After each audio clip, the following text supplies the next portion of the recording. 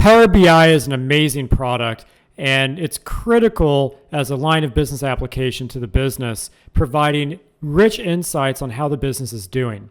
Now, there could be data in here that's considered very sensitive, and so obviously we want to wrap security and compliance around Power BI. So how do we do that? Well, within the Power BI portal here, I'm going to click on the ellipsis and go to Settings, and I'm going to access the admin portal. Now, obviously, I have to be an admin in Power BI in order to do this. When I access the admin portal, over here on the left side, I'm going to click on Tenant Settings. And this is where I want to spend some time with you in. So over here, I can go ahead and start modifying settings like the ability to create new workspaces. I could apply this to everybody in the organization or even specific groups. The ability to use different data sets, block, classic workspace creation. But one of my favorite things here is information protection. Now, you can download an Excel spreadsheet version of the dashboard and reports that you develop inside Power BI. And obviously, if it contains sensitive data and it's in Excel now, that could be a risk.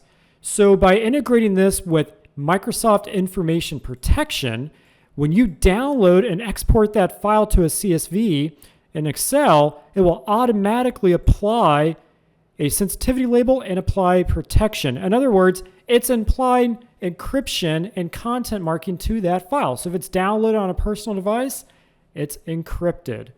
So that's obviously something we want to set up. Now, obviously, you also need Azure Information Protection or Microsoft Information Protection in order to do that. So make sure you're properly licensed. And again, I can select who I want that applying to.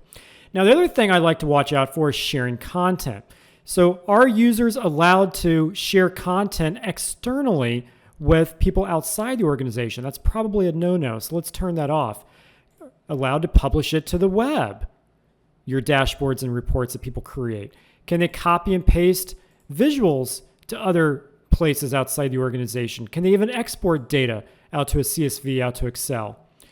So on and so forth. Export reports as PowerPoint or PDF documents. Let's make sure that's turned off.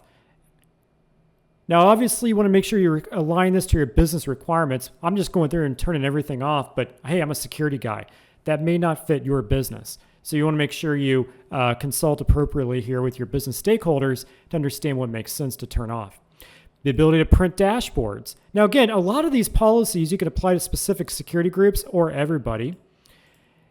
And one of my favorites here is allow external guest users to edit and manage content within Power BI. Signing up for email subscriptions to updated dashboards and reports. Being able to share that data out to teams and what that means.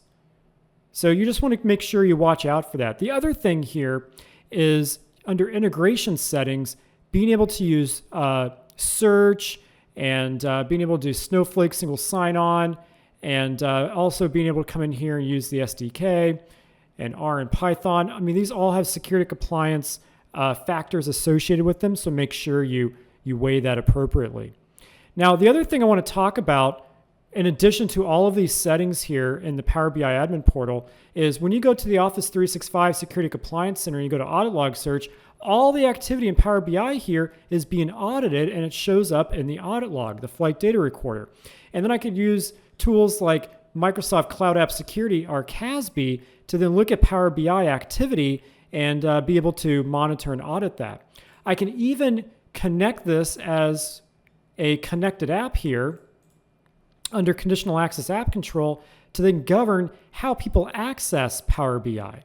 So a great example of that is if we go out to the Azure portal, I can create a conditional access policy for Power BI.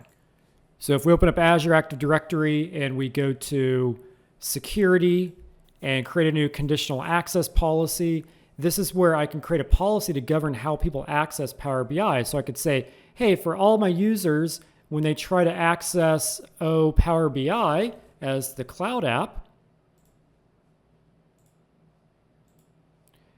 and if they meet a certain condition, like if they're using a certain device or sign-in risk factor, then go ahead and grant access, maybe require MFA, maybe require them to join from a managed device, or apply session control, which allows us to block things like block downloads and even block cut, copy, and paste out of Power BI. That's extremely powerful. Again, these are all things you want to take into consideration when you go to secure Power BI. So folks, I hope you found value in this. If you did, give me a thumbs up. If you didn't, that's okay too. Hopefully this gives you some ideas though on the opportunities to help secure Power BI within your organization for your requirements. So thank you so much for watching. Take care, and we'll see you in the next video.